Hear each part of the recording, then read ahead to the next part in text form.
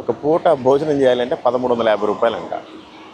అదే నువ్వేమైనా ఆల్కహాల్ తీసుకోవాలంటే, మందు కానీ బీర్ కానీ తాగాలంటే 140 రూపీస్లో దొరుకుతుంది. అంత దారుణమైన పరిస్థితిలో గోవా ఉంది.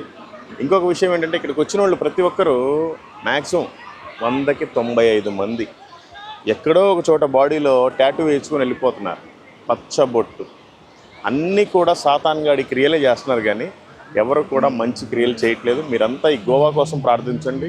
2 జిల్లాలు, 16 లక్షల మంది ప్రజలు, అనేక దేశాల నుండి, రాష్ట్రాల నుండి ఇక్కడికి వస్తూ ఉంటారు. వాళ్ళు అదేదో ఆనందం పొందుతున్నాము, ఇదే ఎంజాయ్ అనుకుంటున్నారు.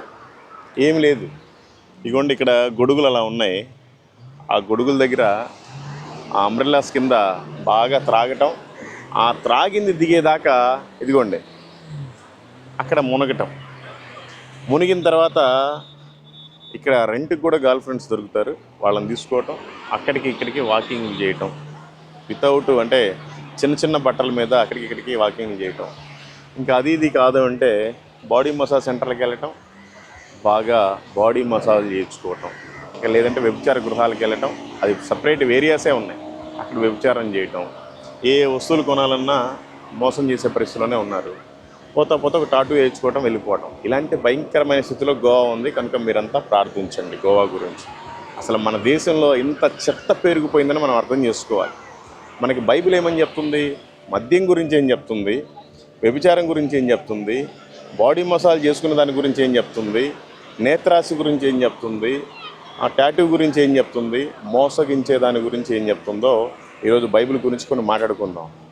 ఓకే, బైబిల్ మనకి ఈ విధంగా సెలవిస్తుంది. సామెతల గ్రంథము 20వ అధ్యాయము 1వ వచనం. ద్రాక్షారసము వెక్కిరింతల పాలు చేయును, మద్యము అల్లరి పుట్టించును, దాని వశమైన వారందరూ జ్ఞానము లేనివారు.